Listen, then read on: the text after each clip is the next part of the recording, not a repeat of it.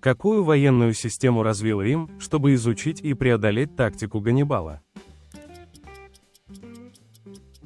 Реформа легионной тактики. Как звали королеву, разгромившую непобедимую армаду Испании и утвердившую господство Англии на море? Елизавета I. Как звали музыканта из греческого мифа, который спустился в подземное царство, чтобы вернуть свою супругу? Орфеус. Какой иероглиф, отражающий важность погоды и земледелия, встречается чаще всего в гадательных надписях на костях и черепашьих панцирях, дзягувань?